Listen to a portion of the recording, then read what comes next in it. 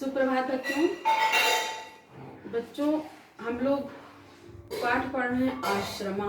क्या पढ़ रहे हैं? आश्रमा। अब बात होती है कहाँ तक पढ़े थे कि हमारे प्रदेश में सीतापुर जनपद में नैमिषारण्य का तीर्थ है था। उसमें क्या क्या था? पेड़ थे, फल थे, पक्षी थे। इस प्रकार हम लोग या इस पैराग्राफ तक पढ़े थे, 2 पैराग्राफ तक। तीसरा पैराग्राफ आइए, उसमें क्या था?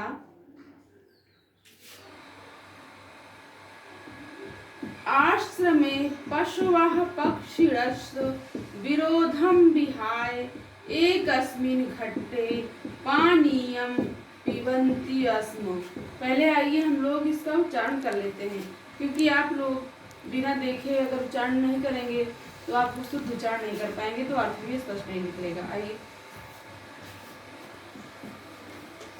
देखिए, आश्रमे पशवः पक्षिणश्च विरोधं विहाय एकस्मिन् घट्टे पानीयं पिबन्ति स्म।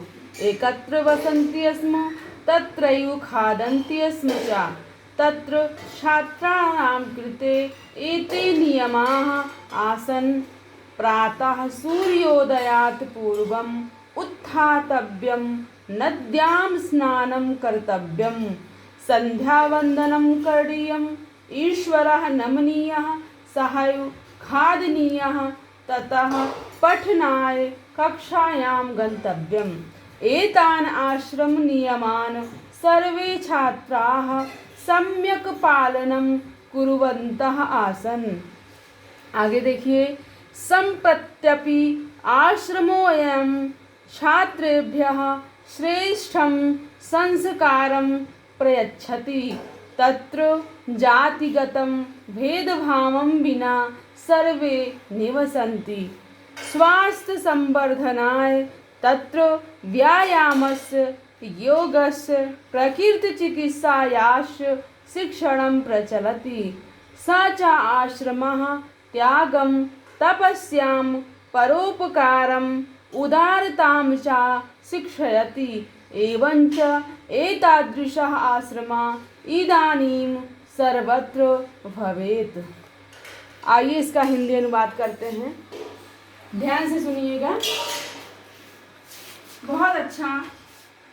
क्या बता रहे हैं कि आश्रम में पशवः पशु, पक्षिणश्च पक्षी, विरोधम विहाय माने छोड़कर, विरोध को एक दूसरे के प्रति विरोध नहीं था। यहाँ आश्रम में पशु और पक्षी विरोधम विहाय, विरोध को छोड़ करके एक अस्मिन घट्टे, एक घाट पर, घट्टे माने घाट होता है, जैसे कि कोई तालाब है या फिर नदी का हर का कोई घाट होता है, तो एक घाट पर पानीयम, पानी पीते थे, पानीयम पिबन्ति से पानी पीते थे। एकत्र वसन्ति स्म, एकत्र माने एक जगह, वसन निवास करते थे। तत्रैव खादन्ति स्म, वहीं पर वो लोग खाते थे। कहने का मतलब है कि पशु पक्षी में इतना प्रेम था कि वो लोग एक दूसरे से विरोध ना करके एक साथ एक घाट पे पानी पीते थे, एक साथ खाते थे और क्या करते थे, एक साथ जो है निवास करते थे। ठीक है।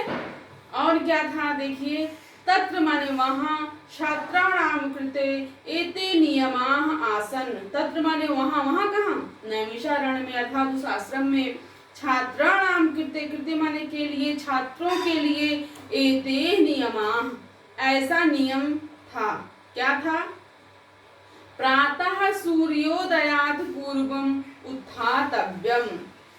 प्रातः अर्थात प्रातः सूर्योदय के पहले उनको उठना चाहिए था, उठना था।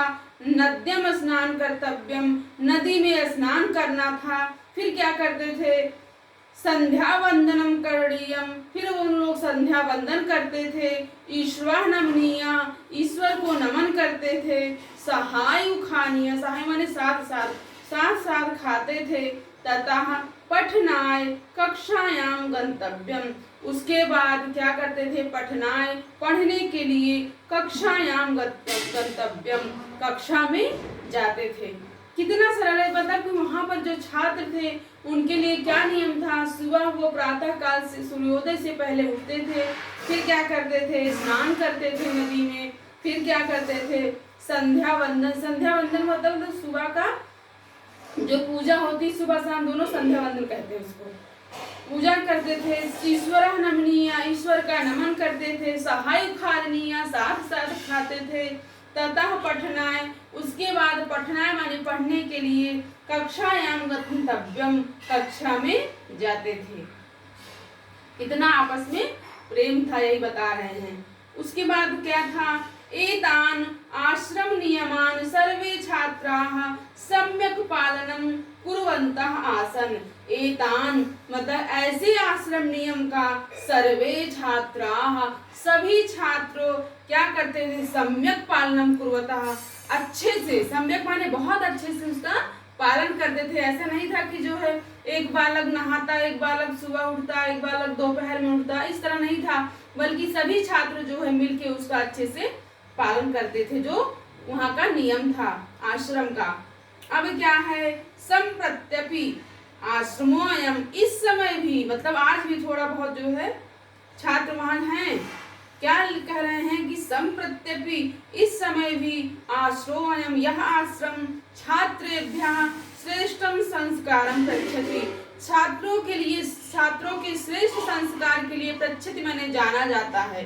तत्र, तत्र माने वहाँ, वहाँ मतलब नैमिषारण्य, जातिगतम भेदभावम विना सर्वे निवसन्ति, वहाँ पर जो है जातिगत अर्थात कोई किसी से जाति का कि आप इस जाति के हो, आप इस जाति, किस तरह वहाँ पे कोई भेदभाव नहीं है, बिना भेदभाव के सब लोग निवास करते हैं। निवसन्ति माने निवास करते हैं। स्वास्थ्य संवर्धनाय तत्र व्यायामस्य, स्वास्थ्य के संवर्धना में स्वास्थ्य अच्छा रहने के लिए, तत्र वहाँ व्यायामस्य, व्यायाम किया जाता है, योगस्य, योग किया जाता है, और क्या है? प्राकृतिक चिकित्सायाः शिक्षणम प्रचलति, प्राकृतिक शिक्षा चिकित्सा थी। प्राकृतिक चिकित्सा क्या होती है? जैसे कि एलोपैथ दवा ना लेकर के जड़ी बूटी इत्यादि के माध्यम से जो हम लोग जो है रोग ठीक किया जाता है, उसको प्राकृतिक चिकित्सा कहते हैं। योग के माध्यम से आजकल सब पूरी विश्व जो है योग कर रहा है।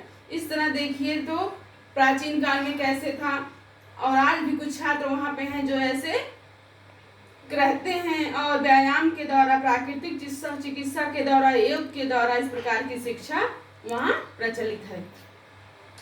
स च आश्रमः त्यागं तपस्यां परोपकारम उदारताम शिक्षयति, वह आश्रम और वह आश्रम त्याग, तपस्या, परोपकार का आदि उदारता की शिक्षा देता है।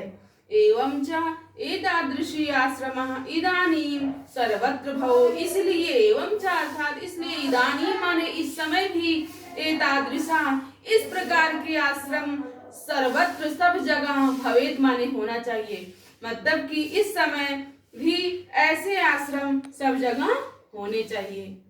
बात समझ में आ गई? कहने का मतलब है कि प्राचीन काल में कितना अच्छा था, सब लोग कैसा जीवन व्यतीत करते थे, सारे छात्र एक साथ रहते थे, सारे पशु पक्षी में कोई विरोध नहीं था, कोई जाति भेदभाव नहीं था, सब एक साथ रह के आपस में मिल के पढ़ाई करते थे, गुरु की सेवा करते थे, और प्राकृतिक चिकित्सा पद्धति का पालन करते थे। तो कितना अच्छा था।